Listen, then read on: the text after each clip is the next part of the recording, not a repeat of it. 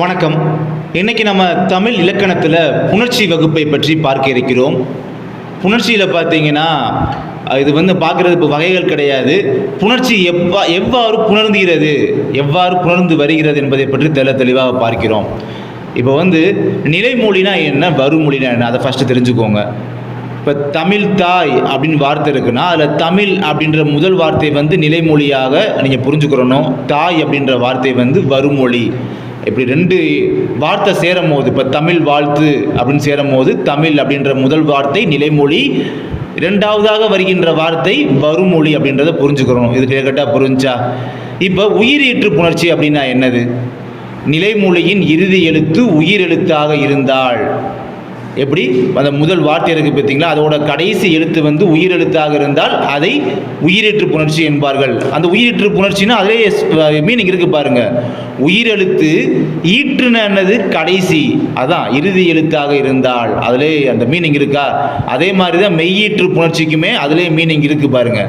அந்த மெய்யெழுத்து ஈற்றாக வருவது, ஈற்றுனா கடைசியாக வருவது. ஆமாம், நிலைமொழியின் இறுதி எழுத்து மெய்யெழுத்தாக இருந்தால் அது மெய்யீற்று புணர்ச்சி. இது இப்படி ஒன்றும் முக்கியம் கிடையாது, பட் தெரிஞ்சுக்கோங்க, இது பேசிக் கான்செப்ட். அதனால ஃபஸ்ட்டு இதை நம்ம பார்த்துட்டு அதுக்கப்புறம் நம்ம கிளியர் கட்டாக அதோட வகைகளை பற்றி பார்க்கலாம்.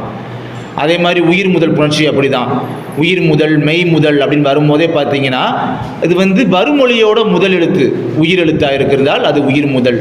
அதுலேயே மீனிங் இருக்குது பாருங்கள். உயிர் முதல்னா முதல் எழுத்து உயிர், மெய் முதல்னா முதல் எழுத்து மெய் அப்படின்ற மீனிங் அதிலே இருக்கும்.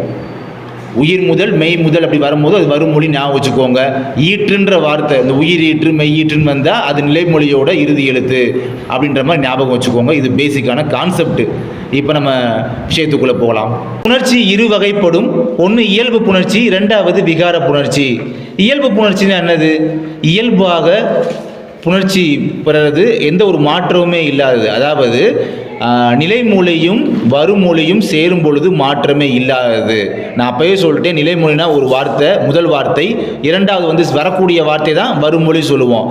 இப்போ தாய்மொழியில் பாருங்கள், தாய் கூட்டல் மொழி, தாயின்றது நிலைமொழி, மொழின்றது வருமொழி. ரெண்டு சேரும் போது ஏதாவது மாற்றம் இருக்கா? மாற்றமே இல்லை.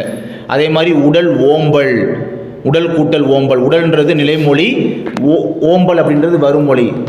உடல் ஓம்பல் சேருது, ஏதாவது மாற்றம் இருக்கா? மாற்றம் இல்லை. ஓகேங்களா? அப்போ மாற்றமே இல்லாதது இயல்பாக புணர்கிறது, அதுதான் இயல்பு புணர்ச்சி. அடுத்து பார்க்க போகிறது விகார புணர்ச்சி. இப்போ பார்த்தீங்கன்னா நிலைமொழியும் வருமொழியும் சேரும் பொழுது மாற்றம் வந்தால் அதுதான் விகார புணர்ச்சி. விகாரம் ஆகுது பார்த்தீங்களா, மாற்றம் ஆகுது. அப்படி மாற்றமானால் அதுதான் விகார புணர்ச்சி. இப்படி மாற்றம் ஆகிறது பார்த்தீங்கன்னா தோன்றல், திரிதல், கெடுதல் அப்படின்ற 3 விதமாக மாற்றமடையும். அது என்ன? தோன்றல், திரிதல், கெடுதல் அப்படின்றத பார்த்துடலாமா? இப்போ தமிழ் கூட்டல் தாய், இதை சேர்க்கும் போது பார்த்தீங்கன்னா சேர்த்து எழுதுக அப்படின்றதுல தமிழ் தாய், அதில் நடுவில் பார்த்தீங்கன்னா இத்துன்ற ஒரு மெய்யெழுத்து தோன்றுகிறதா, அதுதான் தோன்றல். இப்போ அடுத்ததாக திரிதல் அப்படின்றது ஒரு எக்ஸாம்பிள் சொல்லுவோம் பாருங்க. வில் கூட்டல் கொடி சேரும் பொழுது விற்கொடி மாறுதா? இல்லு இர்றாக மாற்றம் அடைகிறது, அதாவது திரிகிறது. இல்லு இர்றாக திரிகிறது, சொல் திரிதல். அப்போ திரிதல் இது ஒரு கான்செப்ட். மூணாவது பார்த்தீங்கன்னா மனம் கூட்டல் மகிழ்ச்சி, அது ரெண்டுமே சேர்த்து எழுதும் போது மன மகிழ்ச்சின்னு வரும். அப்போ அப்படின்றது மறைந்து போவது, அதை பார்த்தீங்கன்னா கெடுதல் அப்படின்றத இலக்கண முறைப்படி கெட்டு போகுது அப்படின்னு சொல்கிறாங்க, கெடுதல். அப்போ தோன்றல், திரிதல், கெடுதல் அடிப்படையில் பார்த்தீங்கன்னா நிலைமொழியும் வருமொழியும் சேரும் பொழுது மாற்றமடைந்தால் அதுதான் விகார புணர்ச்சி அப்படின்றத தெளிவாக புரிஞ்சுக்கோங்க.